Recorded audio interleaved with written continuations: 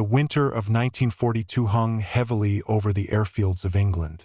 Every morning, long before the sun rose, ground crews watched the massive B-17 bombers rumble down the runway and disappear into the gray sky. And every afternoon, they waited for those same bombers to return, counting, hoping, praying. But with each passing week, fewer engines were heard on the horizon. Entire crews vanished over Europe, erased by flak, fighters, or mechanical failure. The United States Army Air Forces had a crisis so enormous that no general, engineer, or strategist could find its real cause. Commanders believed they had all the data they needed.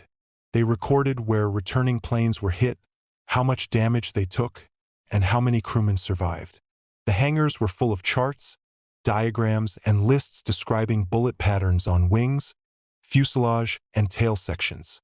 The idea seemed simple: reinforce the areas with the most bullet holes. More armor where planes got hit more often. More steel, more protection, more survival. But something was wrong, terribly wrong. Even after reinforcing those high-damage zones, bomber losses did not decrease. The modifications added weight, slowed the aircraft down, and sometimes made them easier targets. Yet the casualty rate stayed the same. Squadrons were being torn apart quicker than America could replace them. At briefings, young airmen tried to joke about their chances, but the fear behind their smiles spoke louder than any statistic. Many didn't expect to survive more than a handful of missions. Behind closed doors, the Air Force quietly admitted a terrible truth. They had mountains of data but no answers. General after general reviewed the problem, but every solution collapsed under its own logic. Engineers proposed thicker armor. Pilots argued for tighter formations. Intelligence officers demanded better escorts. Nothing worked. The bombers still fell. One colonel finally said what everyone feared: maybe we're looking at the wrong numbers. But no one knew what the right numbers were. The greatest minds in the military were trapped in the same loop, studying only the planes that came back. It made sense to them. Those were the aircraft they could examine, measure, touch. No one could inspect a bomber that had vanished in a fireball or spiraled into the sea. And because they couldn't see those wrecks, they convinced themselves that the data in front of them was complete. They didn't realize they were blind.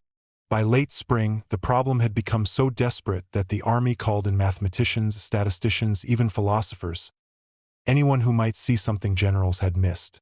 The project was handed to a small group of analysts in New York City, far from the roar of engines and the smell of fuel. And among them was a quiet, thin man with sharp eyes and a mind unlike anyone else in the room. His name was Abraham Wald. And when he looked at the exact same charts everyone else had studied for months, he didn't ask where the bullet holes were. He asked where they weren't. That single question would turn the entire war upside down and solve the problem no one else could. Abraham Wald was not a general, not an engineer, and certainly not a man anyone imagined would influence the fate of thousands of airmen. He arrived quietly, walking into the statistical research group building in New York with the calm of someone who observed the world differently. While military officers wrestled with maps and casualty reports, Wald approached the bomber loss crisis the way a surgeon approaches a wounded patient, with precision, patience, and a refusal to accept surface-level answers. Wald's background was unlike anyone in the room. Born in Transylvania, educated in Vienna, he had escaped Europe just before the darkness of the Second World War swallowed it whole. He knew what war did not from textbooks, but from watching his homeland torn apart. Yet he never carried himself with bitterness. Instead, he carried formulas, logic, and a quiet brilliance that saw patterns where others saw chaos.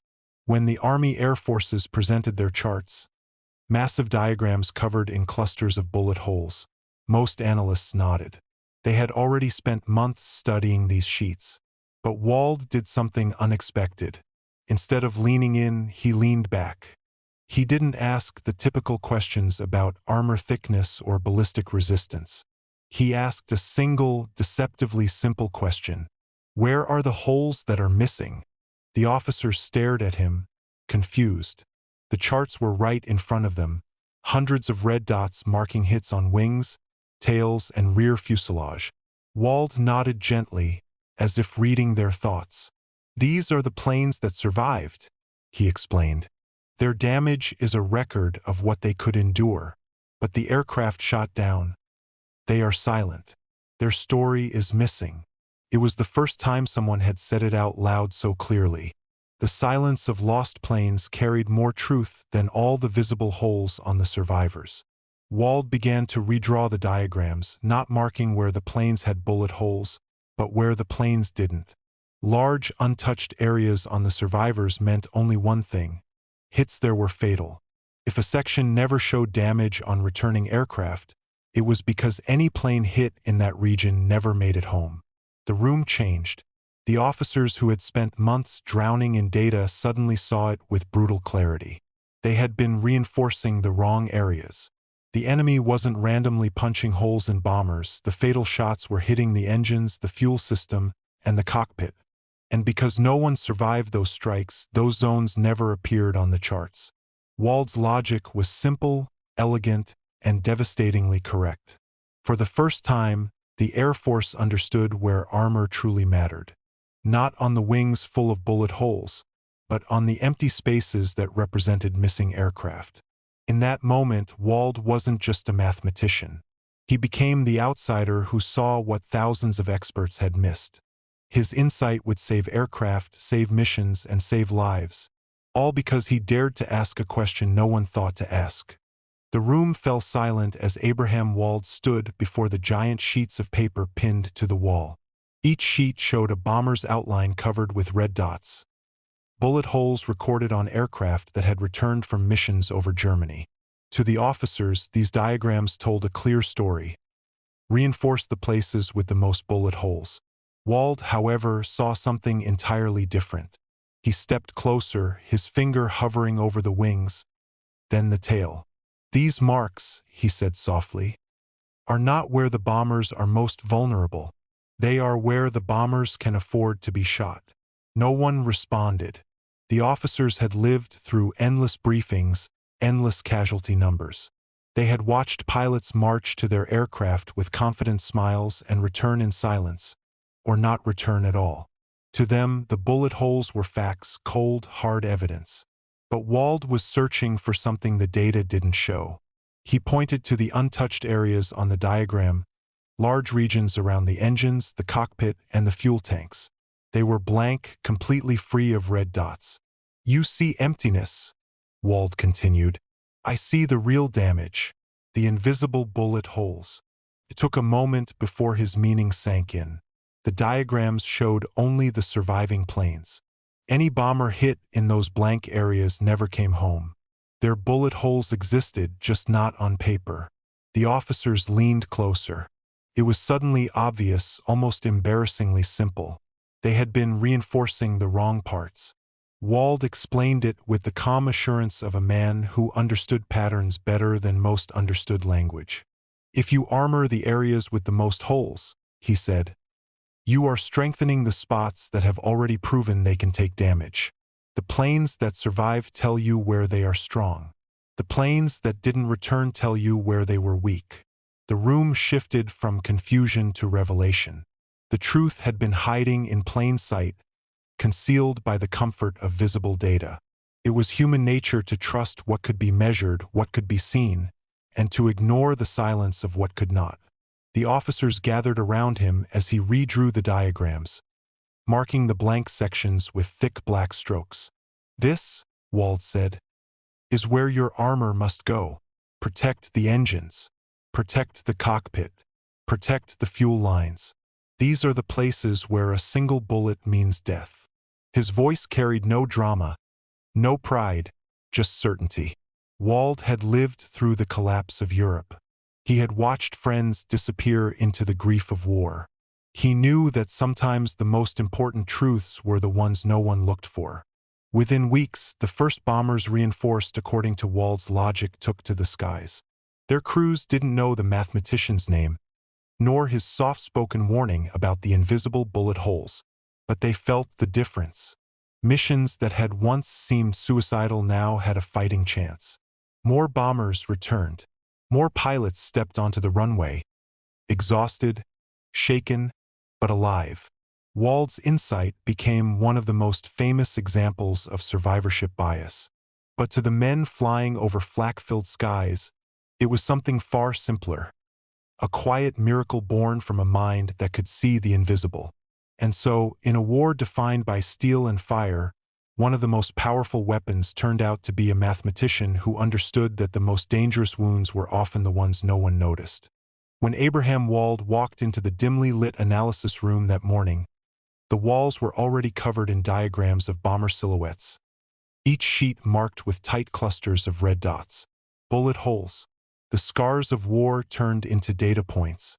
Military officers stood around a long table, arguing about how to reinforce the B-17 and B-24 bombers. Some wanted heavier armor on the wings. Others insisted on strengthening the tail. Every argument circled back to the same charts, the red-dotted areas where returning aircraft had taken damage. But Wald remained silent, studying the patterns with an unusual calm. He wasn't a soldier or a pilot or even an engineer. He was a mathematician, an outsider from the world of abstract theorems and probability curves. Yet now, in the middle of World War II, thousands of airmen depended on the numbers he was about to interpret. One colonel finally turned to him. "Wald, we need your recommendation. Where should we put the armor?" Wald looked at the charts one more time, then spoke with a quiet certainty that cut through the noise. "Nowhere on these drawings." The room fell silent. Officers exchanged confused looks. Had he misunderstood the task? Wald stepped toward the wall and tapped his finger on the red-dotted diagrams. "These," he said, "are the planes that made it home. You're showing me where they can be shot and still survive." He paused, letting the idea sink in. "We don't need to reinforce the red areas. We need to reinforce the places where there are no bullet holes." The captain frowned. "But we have no data from those areas." "Exactly," Wald said. "Because the planes hit there never returned." It was the simplest idea, and the most brilliant one. Wald wasn't just reading the data. He was reading the silence inside the data, the missing evidence hidden behind what seemed obvious. It was survivorship bias, decades before the term became mainstream. Wald and his team began calculating the probability of aircraft loss based on invisible variables, damage to engines, cockpit controls, the fuel system. Their mathematical model revealed the weak points the military had completely overlooked. Within weeks, new armor configurations were implemented. Bombers that once dropped out of the sky now pushed deeper into enemy territory and returned in greater numbers. Aircrews, many unaware of the man behind the change, suddenly had better odds of seeing home again. Wald never sought attention for his work. He rarely spoke of the lives his calculations saved. But pilots who survived deadly missions because their aircraft could now withstand critical hits. Those men carried the results of his formula every time they stepped off a landing runway. His achievement wasn't just about mathematics. It was about perception, knowing how to see what everyone else had missed.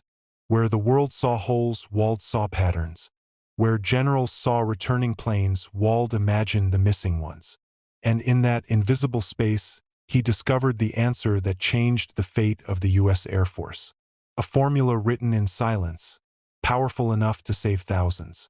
Long after the war ended, when the roar of bomber engines had faded into history and the world began rebuilding itself, Abraham Wald quietly returned to the life he left behind. Lectures, equations, and chalk-dusted classrooms. He did not wear medals, he did not give speeches, and he never once described himself as a hero. Yet everyone who understood the truth knew that thousands of men were alive because of the silent insights of this soft-spoken mathematician. Wald had come to America as a refugee, escaping the tightening grip of fascism in Europe. He had no uniform, no rank, and no combat training. What he carried instead was a mind sharpened by hardship, discipline, and an almost stubborn love for logic. During the war, that mind solved a problem that entire divisions of the military could not, because he saw what others could not see. His formula had saved bombers, saved missions, and most importantly, saved people. But Wald never claimed ownership of the success. To him, mathematics was not about glory. It was about truth. After the war, he joined Columbia University, guiding a new generation of statisticians who would go on to shape modern economics, engineering, and probability theory. Students described him as gentle, patient, and endlessly curious, an intellectual giant who treated everyone with humility. He answered questions with care, even the simple ones. He believed that understanding was more important than reputation. But Wald's legacy stretched far beyond the classroom. The technique he used during the war, later known as survivorship bias, became a cornerstone idea in statistics, psychology, finance, and even computer science. Today, it helps doctors interpret medical trials, engineers design safer machines, and analysts avoid false conclusions. What Wald discovered in a room filled with bullet-ridden bomber diagrams became one of the most powerful lessons in critical thinking the world has ever learned. Yet the man himself remained almost invisible, just like the missing bullet holes he once pointed out. In 1950, Wald's life came to a sudden and tragic end when the plane he was traveling in crashed in India during a research mission. He died the way he had lived, quietly working, contributing, trying to expand knowledge. There was no global mourning, no major headlines, just a short obituary for a brilliant mind lost too soon. But history has a way of remembering those who change it. Decades later, Wald's work resurfaced in textbooks, documentaries, and leadership courses. Pilots who once survived his insights grew old and told stories to their children. Statisticians still cite his wartime breakthrough as one of the smartest analytical reversals ever recorded. His name appears in academic papers, yet his influence appears in every field that relies on thinking beyond the obvious. Abraham Wald never lifted a weapon. He never stepped onto a battlefield. And yet, his logic, his clarity, his refusal to accept incomplete evidence became a shield for thousands. The legacy of this quiet genius lives on, not in monuments, but in minds. In every lesson that teaches people to question assumptions.